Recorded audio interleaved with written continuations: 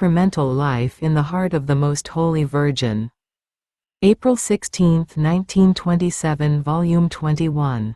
I was doing the hour in which Jesus instituted the Most Holy Eucharist, and Jesus, moving in my interior, told me, "My daughter, when I do an act, first I look to see whether there is at least one creature in whom to place the deposit of my act, so that she may take the good I do, and keep it safe and well defended."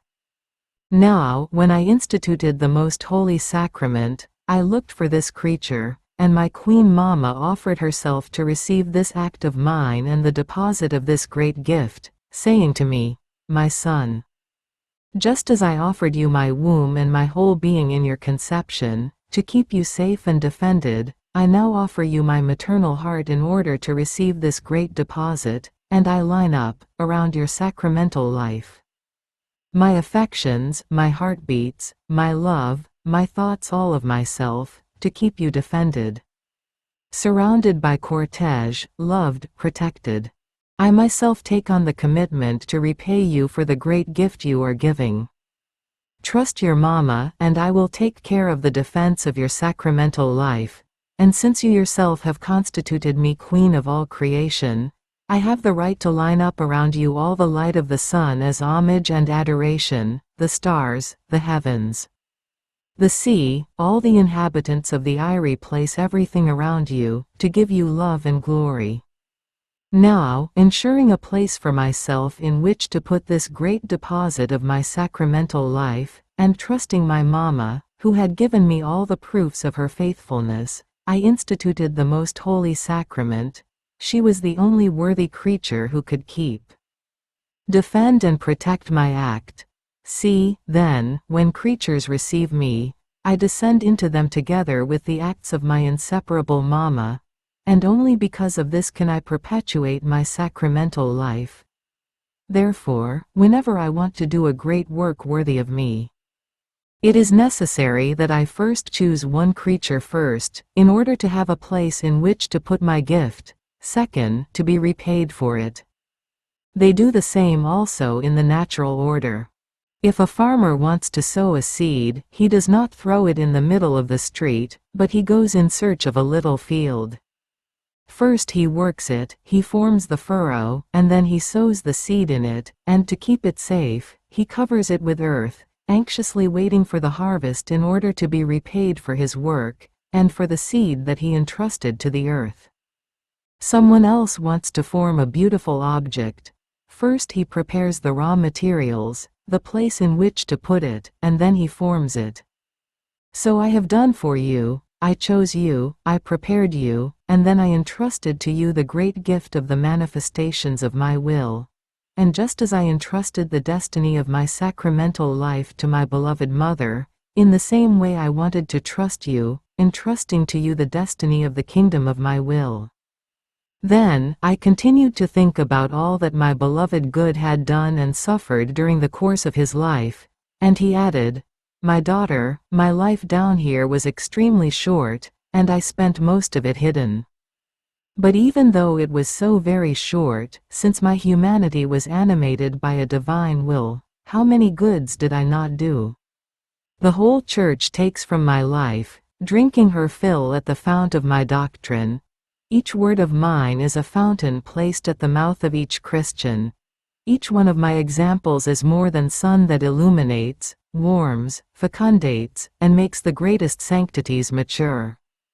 If one wanted to compare all the saints, all the good, all of their pains and their heroism, placed before my very short life, they would always be tiny little flames before the great sun.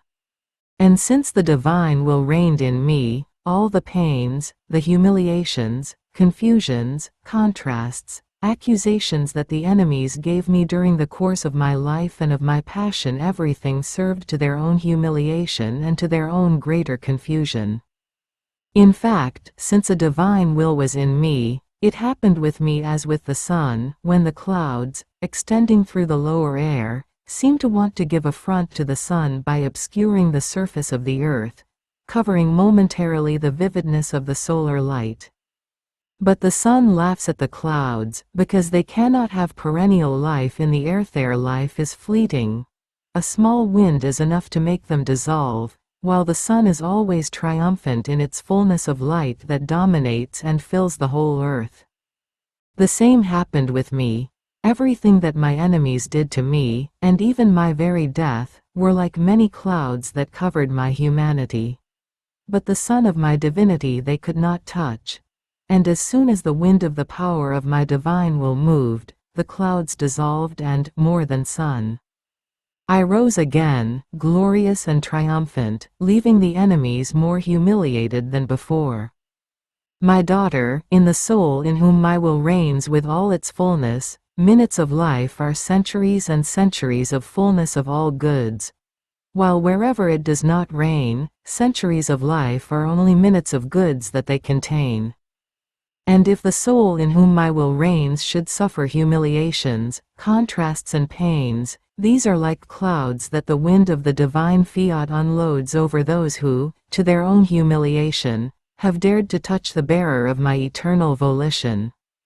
After this, I was thinking about the sorrow of my mamma, when, sorrowful and pierced in her heart, she departed from Jesus, leaving him dead in the sepulchre. And I thought to myself, how can it be possible that she had so much strength as to be able to leave him? It is true that he was dead, but it was always the body of Jesus. How could her maternal love not consume her, rather than letting her take one step alone away from that extinguished body?